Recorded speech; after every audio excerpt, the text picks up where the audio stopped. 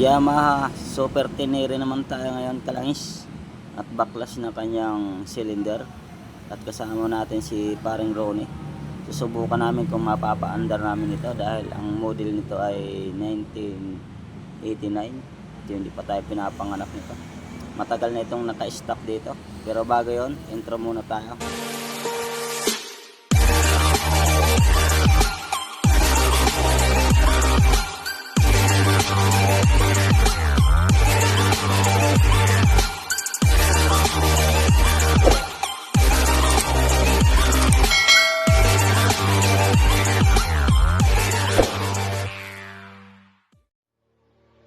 So ayan kalangis, hindi natin patatagalin to, at ito yung dalawang piston at kanyang block, at ito naman yung kanyang cylinder head kasama yung dalawang camshaft.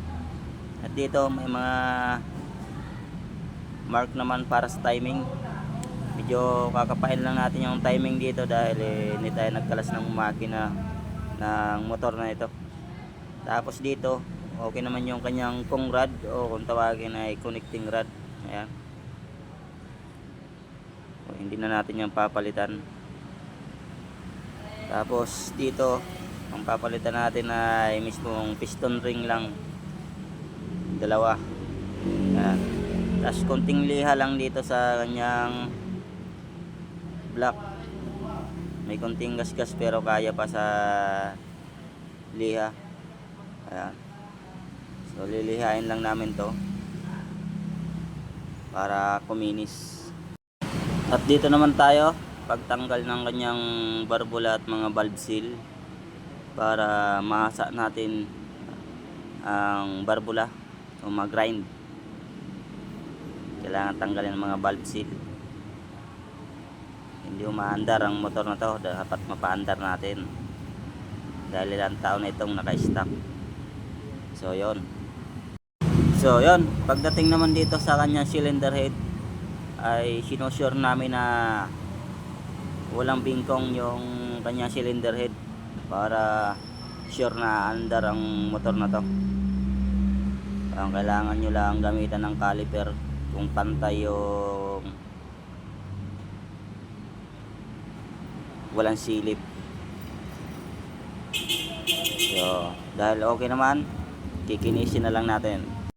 So ayan, nahasa na natin ang kanyang mga barbula.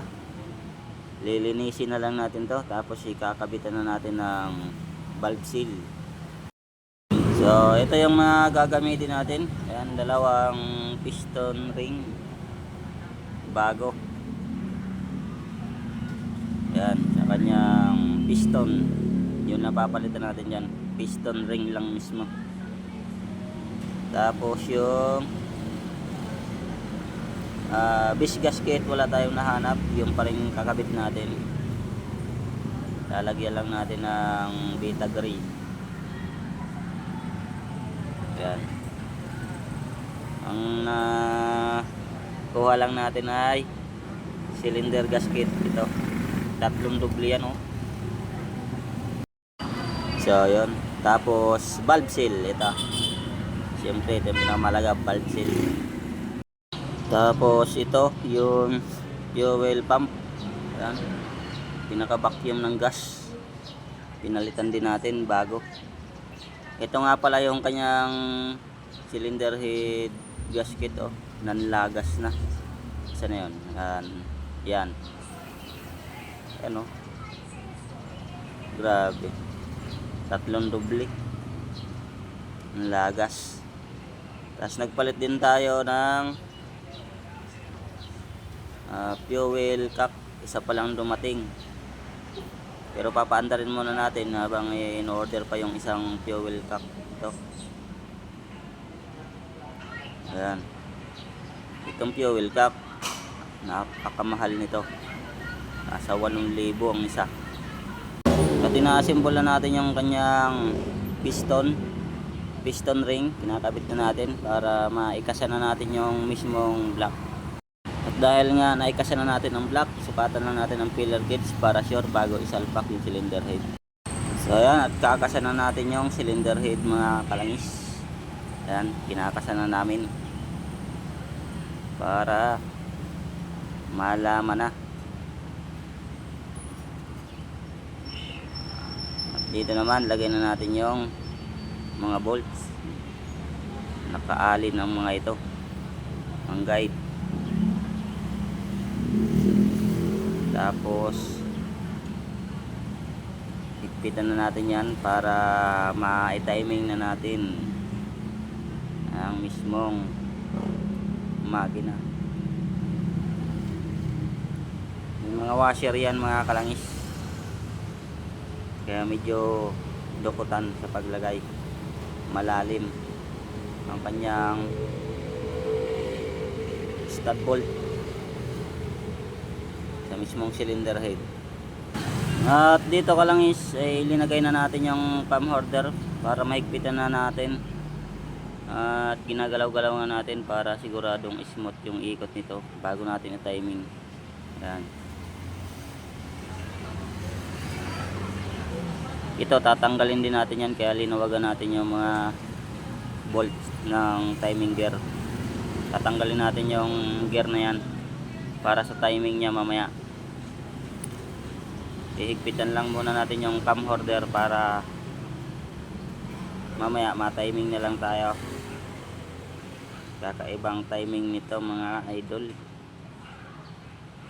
Yan, habang nahigpit, ikot-ikutin natin para sure na. Dito kasi yung timing yan dapat nakapantay dito yung mga marking. Yan. So higpitan lang namin. At ito na, higpitan na natin yung cam holder. Tatapat na natin to yung marking. Ayan yung marking na dalawa. Dito dalawa din. Ayan. Tapos dito dapat naka sa may magneto. Ayan, nakatap sa mismong marking nya. Balik tayo dito. So ayan, dapat nakatapat-tapat yung dalawang marking niyan. So dito natin yan sisikwatin para malagay natin yung tornilyo. Yan. Ganitong timing itong ano na to Super Tenere. Tiyagaan lang at dahan-dahan, baka malaglag yung bolt. Nako, ang lalim pa naman yan, hindi kaya ng magnet. Tapos dito tayo sa isang bolt nya. Ayan, dapat i-fix na yung dalawa sa isang camshaft.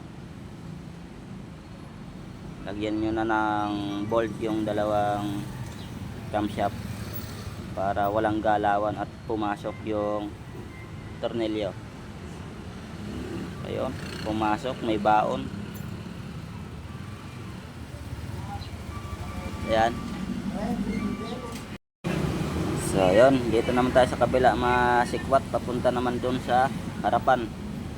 Ang sikwat natin, dahil kanina ang sikwat natin papunta sa likuran. Ayan. Yan na yung tornilyo. Ayan. So tatama lang natin sa mismong tornilyohan.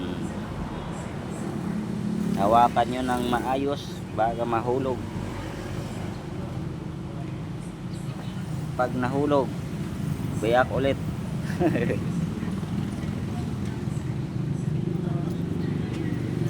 Sigo-sigo lang yan dito, gagalaw-galawin lang natin dito. Ayan. Para tuloy-tuloy ang timing. Tuloy-tuloy ang timing. Pumasok yung tornilyo. So ayan, pumasok ng isa na lang.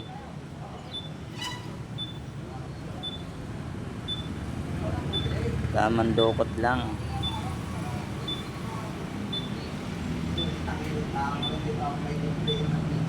Yan, isa na lang. isang ano na lang, bolt na lang para ma-timing. Natunog na to. Sniper. So ayan.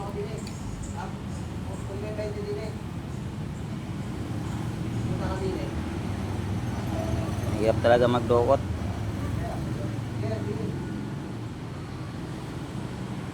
Hirap pag-ariin yung ano, tornilyo.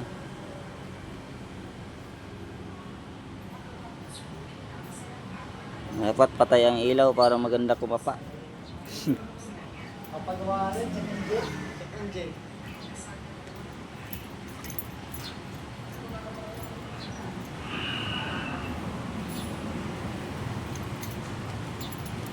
Ayan. Naka, So, higpitan na lang namin. So, yun. Nahigpitan na natin lahat. Ayan na yung timing niya. Na-timing ka na rin. Ayan, tapat-tapat lang yan. Ayan. Ayos. Tapat yan dito. Tapat din dyan. Yan na yung timing niya. So, tensioner na lang. Ikakabit natin. At yan na, kinakabit na natin ang tensioner. Higpitan lang. Ayan. Ang lakas ng ano nito, tensioner, dalawang spring. Ang kanyang pinaka tensioner. Ayan. Ang higpit na. Yan yung spring. Ayan o. Pinaka spring. Dalawa sa loob. Lakas tumulak. So ikakabit lang namin tong spring. Saka ay kakabit lang namin yung tensioner. Saka mamaya na lang pag papaanda rin na namin. Subukan na. Puro lang dahil subok.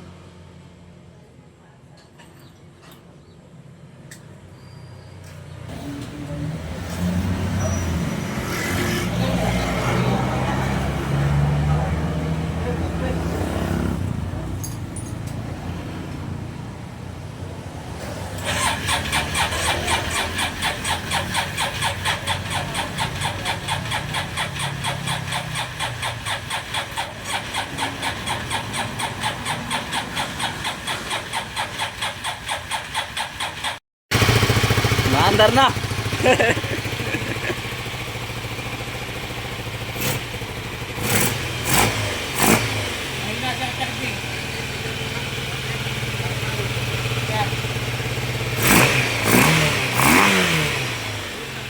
Wala, kulay itim. Carbon oh. Eh, malakas kumain yun. Dapat niya naka-automatic yan. Eh, lagi naka-on.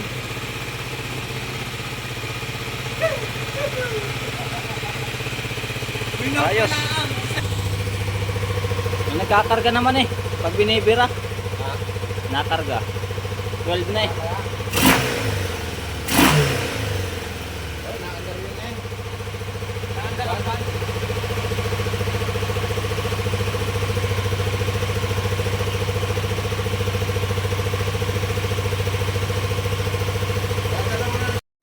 ayan na nga, umandar na siya, pero marami pang gagawin dito, mga preno, tangke pa hinihintay. So hanggang dito lang muna ang ating video.